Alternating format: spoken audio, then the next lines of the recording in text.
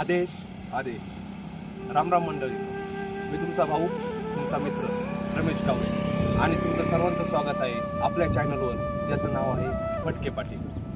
तर पाटील मंडळींनो, आज भटके पाटील तुम्हाला घेऊन जाणार आहेत एका अशा ऐतिहासिक आणि आध्यात्मिक प्रवासाला. ज्यावेळेस तुम्ही या सावरगाव फाटीवरून उभा राहतात, हात जोडून समोर बघतात, आज तुम्हाला समोर दिसते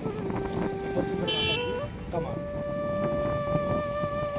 आपण या कमानीतून तुम्हाला समजलं असेल की कमान बघितल्यानंतर तुमच्या लक्षात आलं असेल की आपल्याला जायचं आहे कुठं. तर आपण जाणार आहोत मायपाकडे. मग आपल्या प्रवासाला सुरुवात करू या.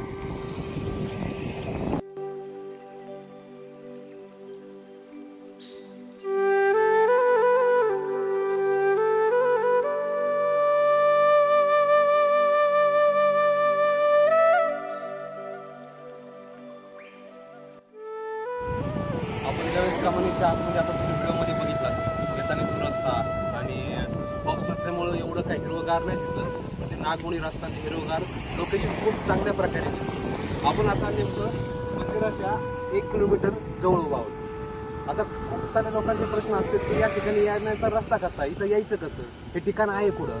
तर हे ठिकाण अहिल्यानगर जिल्हा आणि बीड जिल्हा यांच्या सीमेवर आहे.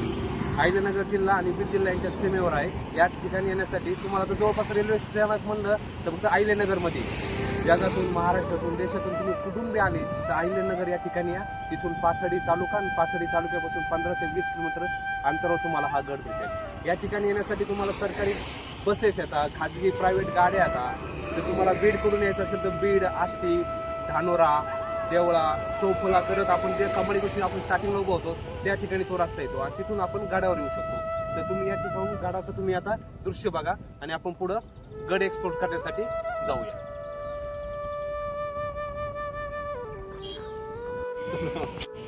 आपण आता आलोय गडाच्या पार्किंगमध्ये. या ठिकाणी तुम्ही बघू शकता आज रविवार आहे आणि रविवारी सुद्धा एवढी गर्दी, शनिवार रविवार एवढी गर्दी असते या ठिकाणी. अमावस्याला तर असतीच, पण महाराजांचा जो चमत्कार आहे, महाराजांचं जे दिव्य ज्ञान आहे ते खूप लोकांपर्यंत आता पोहोचले आहे. एवढ्या 2-3 वर्षापासून लोकांपर्यंत ह्या गोष्टी पोहोचतात. लोक आवर्जून या ठिकाणी येतात, लांबून येतात. तुम्हाला माहीत असेल नागषष्ठी आणि गुढीपाडव्याच्या अमावस्याला या ठिकाणी खूप मोठी यात्रा असते. समाधीचा संजीवन सोहळा असतो आणि त्यावेळेस तुम्हाला याच्यापेक्षा तो खूप साऱ्या पटीने यापेक्षा तुम्हाला भक्ती आहे, नागभक्तांची या ठिकाणी गर्दी पाहायला भेटते.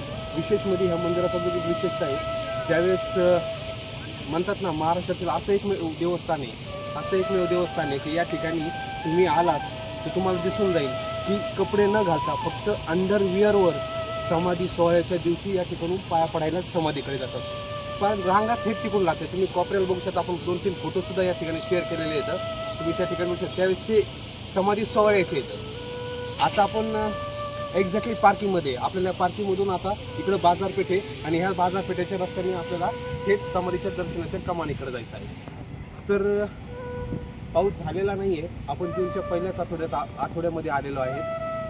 तरी पण गडाचा तोरा आणि इथली जी शांतता आहे ती काही कमी झालेली नाही बरं का मित्रांनो. तर चला मग आपण आता कमानीकडे जाऊ आणि माझ्यासोबत बोला, उठूया कडी आणि बोला मोठ्यानं अलक निरंजन. चला.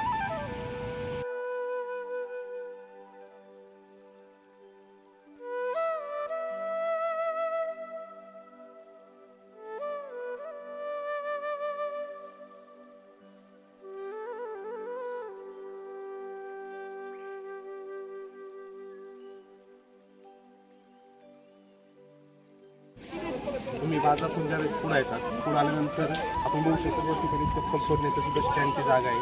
मागे तुम्ही बघू शकता, तुमच्या मागे मेन मंदिर आहे. इथूनच मुख्य पुढं जाण्यासाठी आपल्याला समाधीकडे जाण्यासाठी मुख्य दरवाजा या ठिकाणी देणगी कक्ष आहे. देणगी कक्षाचा एक विशेषता सांगतो, या मंदिराचं जीर्णोद्धार चालू आहे आणि त्या जीर्णोद्धारचं तुम्ही या ठिकाणी फोटो बघू शकता. आपलं काही काळानंतर समाधीचं या ठिकाणी असं रूपांतर, त्या मंदिराचं रूपांतर अशा प्रकारे झालेलं दिसत. तर तुम्ही ज्यावेळेस येताना या ठिकाणी सरळ हाताने मंदिरासाठी मदत करा की सगळीकडे तुम्ही ज्यावेळेस परिसर बघता चांगल्या प्रकारे यांनी सुखसुविधा केलेली आहे. या ठिकाणी तुम्हाला आंघोळीसाठी गरम पाणीसुद्धा भेटेल. तुम्ही ज्यावेळेस बाजाराच्या पुढे होतील त्यावेळेसाठी तुम्हाला इकडे पुरुषांना स्वच्छ करणं, महिलांचं शेपडी स्वच्छ करणं आणि मंदिरात पाय पडायला जायच्या अगोदर तुम्हाला या ठिकाणी हातपाय धुवून जावं लागेल. त्यासाठी सुद्धा या ठिकाणी खूप चांगल्या प्रकारे सोय केली आहे. तर चला मग आपण या ठिकाणी जाऊन हातपाय धुवून आणि मंदिराच्या मुख्य दरवाजाकडे जाण्यास सुरुवात करू.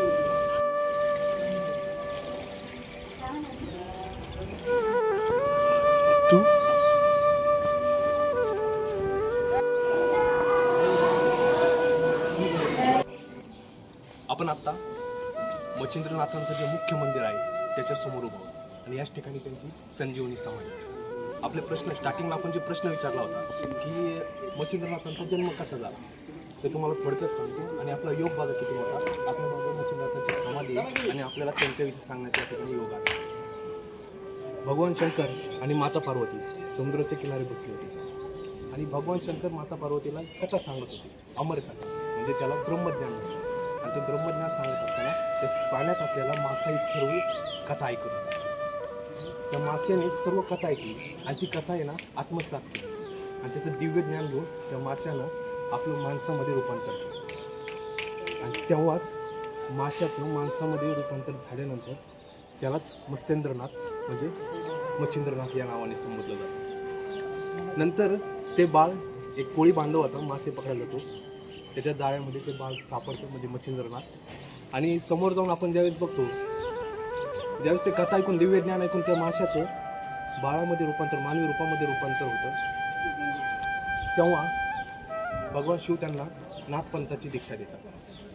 म्हणून भगवान शिव यांना आदिनाथ आणि नवनाथांपैकी सर्वात पहिले आणि आद्य गुरु म्हणून मच्छिंद्रनाथ यांना ओळखलं जातं. तर तुम्ही या ठिकाणी बघू शकता की जीर्णोद्धार चालू असल्यामुळे या ठिकाणी ही जी मागं जी दिसते तुम्हाला आपल्या मागं ती मेन मच्छिंद्रनाथांची मेन समाधी आहे. ही ती समाधी आहे. या ठिकाणी तुम्हाला स्टार्टिंगला मी दाखवलं होतं ते मंदिर, त्या प्रकारे मंदिराची रचना या ठिकाणी केली जाणार आहे. असा योग आपला. तर आपण समाधीचं दर्शन त्या ठिकाणी केलं कारण की आतमध्ये जाता येत नाही. खूप चांगलं वाटलं. या ठिकाणी नकारात्मक ऊर्जा पूर्णपणे नाहीची झाली. आणि या ठिकाणी ज्या लोकांना कर्णीबाध आहे, नजर लागते, भूतबाध आहे, तर त्या लोकांना या ठिकाणी 100% इलाज आपल्या नाथांच्या दरबारामध्ये भेटतो. त्यांचा चमत्कार, त्यांचं दिव्य ज्ञान, अलौकिक रूप खूप असं की खूप मोठं आहे आणि त्यामुळे लोकांची त्यांची प्रचलिती खूप लांबपर्यंत गेली. लोक लांब पडून या ठिकाणी येतात. या ठिकाणी येऊन ते लोकांसाठी जेवणाची सोय करतात, भंडारे देतात. जत्राच्या टायमिंगला खूप मोठी या ठिकाणी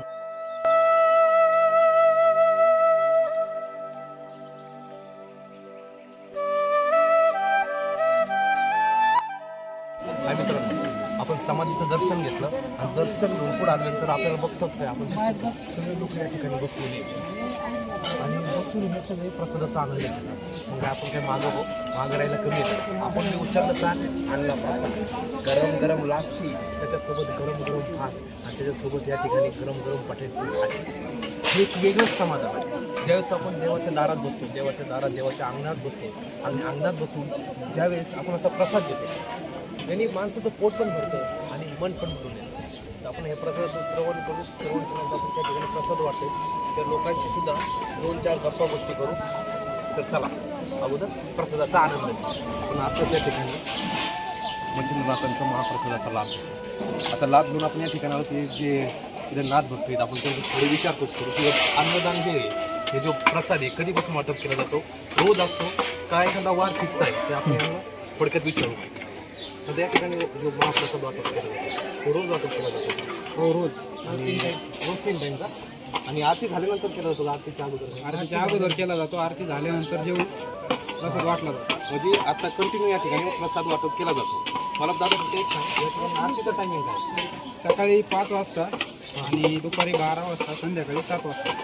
म्हणजे दिवसातून या ठिकाणी 3 वेळेस या ठिकाणी आरती होते, बरोबर. आणि हा प्रसाद बी 3 वेळेस या ठिकाणी त्यांनी दादांनी सांगितलं की सकाळपासून संध्याकाळपर्यंत कंटिन्यू या ठिकाणी महाप्रसाद चालू असतो. म्हणजे खूप या ठिकाणी लोकांनी जे अन्नदान केलं की खूप चांगल्या प्रकारे यांनी नाही का जे नाथ येतं मंदिराचं जे आपण लोकांनी खूप चांगल्या ठिकाणी या ठिकाणी मेंटेनन्स केलं. मला अजून विचार दादा या ठिकाणी राहण्याची सोय आहे? हो राहण्याची पण सोय.